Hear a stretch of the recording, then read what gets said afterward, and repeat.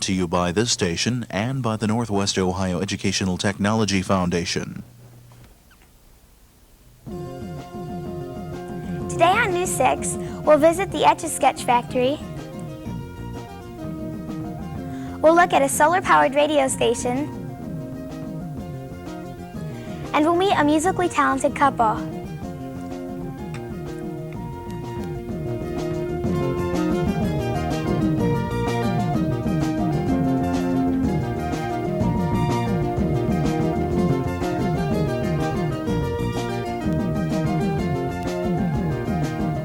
Hi, and welcome back to News 6. I'm TJ Siebenaller from Bryan Middle School in Bryan, Ohio. Here with a story about a very popular toy is Jody Miller. Visit any toy store and you'll see a selection of hundreds, maybe even thousands of toys. But one toy seems to be enjoyed more than others. It's the popular Etch-a-Sketch, and it's made right here in Bryan, Ohio. Have you ever seen anything that can draw and write with the turn of a knob? The Etch-a-Sketch can. The Ohio Art Company in Bryan, Ohio has been making the Etch-a-Sketch for the last 25 years. They turn out more than 1.5 million Etch-a-Sketches a year. The toy is fairly simple. Turn the left knob and a horizontal line is drawn across the screen. The right knob draws a vertical line.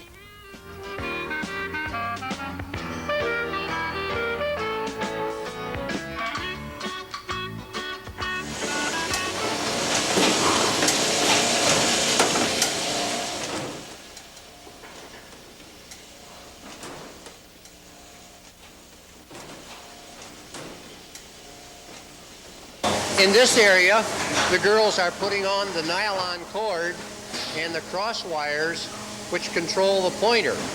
This is what makes the Etch-a-Sketch operate. We'll now move on to the next area where the aluminum powder and the plastic beads are assembled.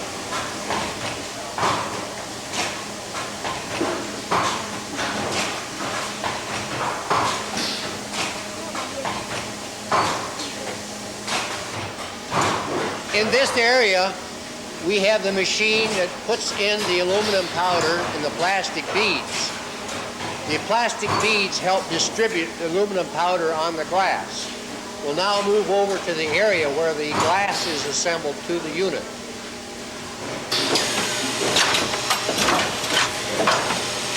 In this area, we assemble the gray glue and the glass. Then we put on a Mylar shield on top of the glass so that if the glass gets broken, no child will get cut or injured. Then we put on the red front. It goes down the conveyor belt under pressure until the glue dries. Video games and fancy toys come and go, but the Etch-a-Sketch is one of those classic toys that will last as long as there are kids.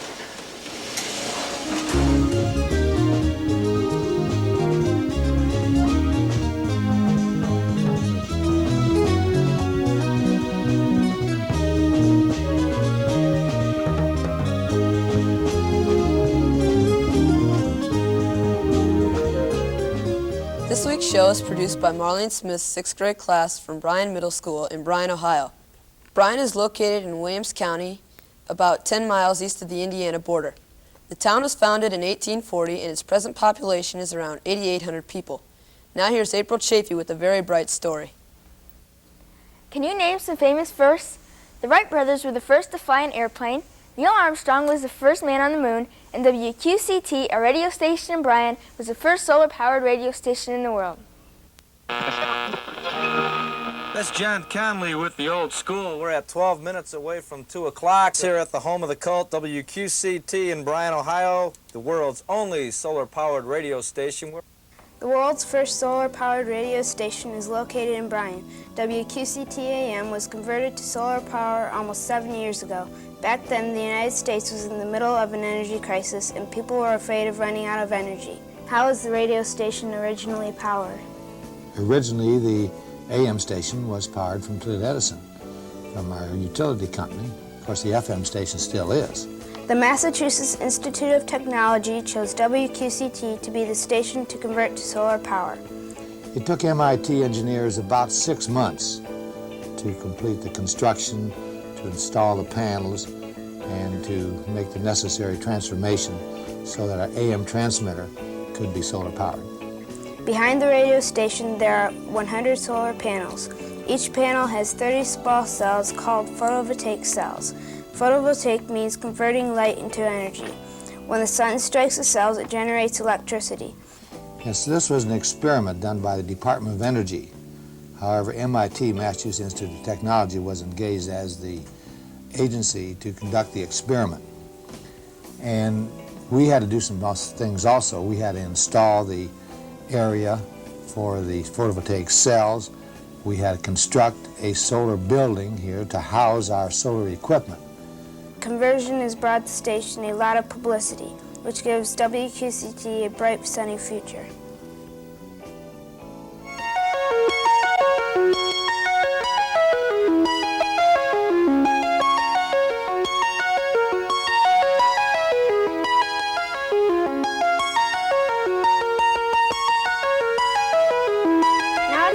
Kids View, a weekly feature in which kids get to say what's on their minds. This week's question is, if you could switch identities with anybody, who would you switch with and why? And it was submitted by Jody Miller. Here's what you had to say. I'd be Albert Einstein because he made many discoveries that helped people. I would like to be Nancy Reagan because she lives in the White House. I would like to become Abraham Lincoln because he abolished slavery. Well, I'd like to become Ronald Reagan because he makes a lot of money. I'd like to change roles with Brooke Shields because she's pretty and famous. I'd like to be Jim Shooter, editor-in-chief of Marvel Comics, because he earns millions a year. I'd like to change identities with Christy Brinkley because she's a famous model. I'd like to become Eleanor Roosevelt because she enjoyed helping people. Music is an important part of many people's lives. Few are able to master one musical instrument, but John and Fritzie Hartman are able to play many. How many? Together, John and Fritzie can play over 40 instruments. Not too many people are talented enough to play one musical instrument, let alone over 30 different instruments. But talent runs deep with John and Fritzie Hartman. Both have traveled around the world, playing at jazz festivals and other concerts. The Hartmans are now retired, but spend a little time each day practicing their instruments.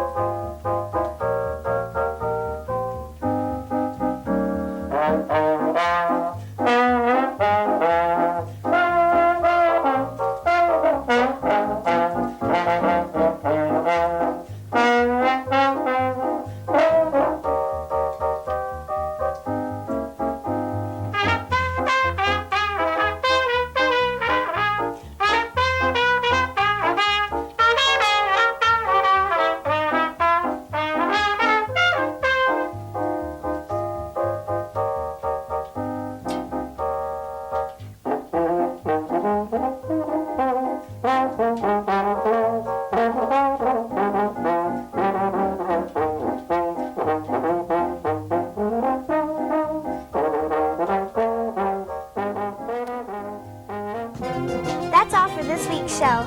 We hope to see you next week on News 6.